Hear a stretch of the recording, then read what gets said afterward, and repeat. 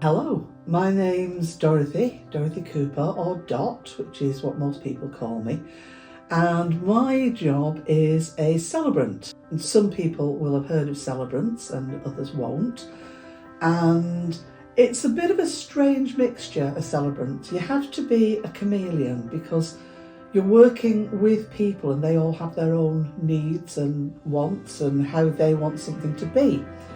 So celebration, it's a strange phrase because it's used an awful lot.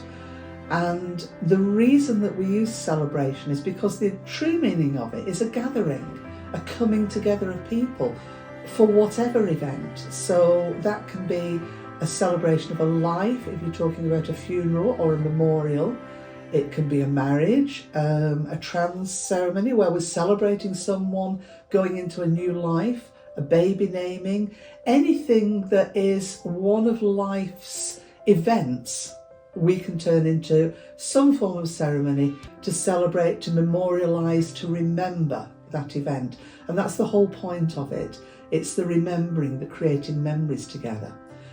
So I got into celebrancy about 8 years ago, something like that, 8-9 years, because we had various family bereavements, and the celebrant who did the last one was quite frankly dreadful. And I have a background in English and drama, that was what my degree was in, so I've never been frightened of standing up in front of people and performing. I'm a bit like Eric Morecambe, for those who remember him. If the fridge door opens, I'll perform. And I've also got a background in teaching English literature and language, and my main job over the years was in customer service. So in customer service you talk to anyone.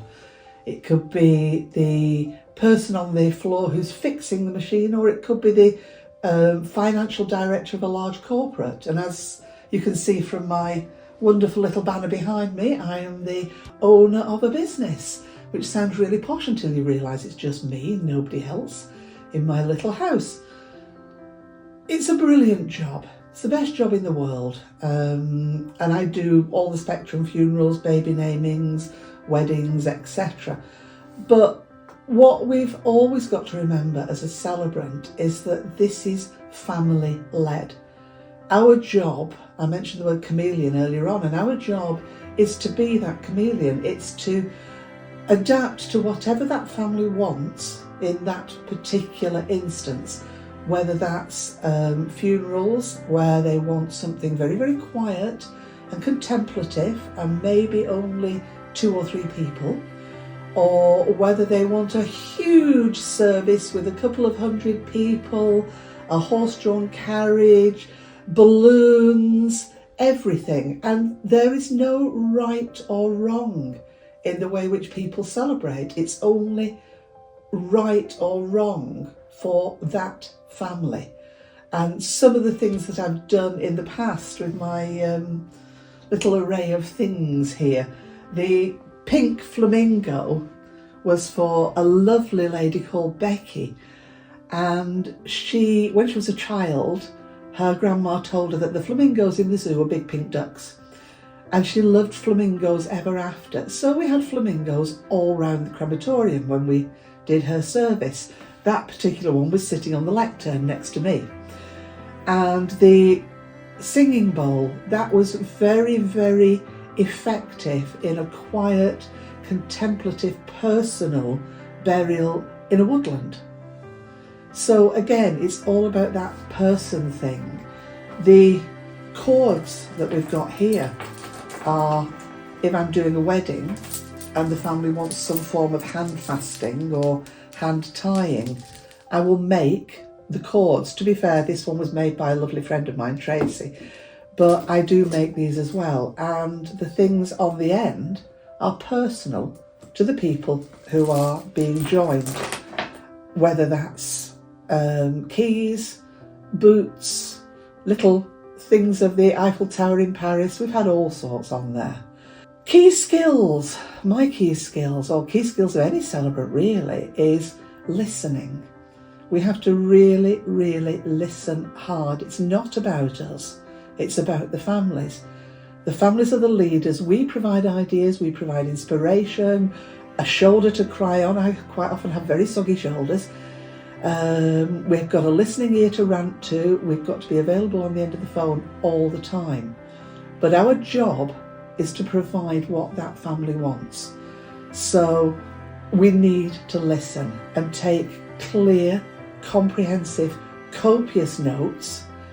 We don't have to be offended if when we send a draft back to a family they want to change it or amend it. That's fine. It's not my service. It's your service. And we just adapt it and change it. And our other key skill is drinking copious amounts of coffee. We're very, very good at coffee drinking. Apart from that, it's a very simple process. I go and visit a family, whether that's for a funeral or a wedding or whatever it happens to be, and we sit down, hopefully around a table, and we talk, and that's it. Everybody, especially for funerals, I walk in and they'll say, I was dreading you coming. It's only me. We're only talking. Everything else happens from there.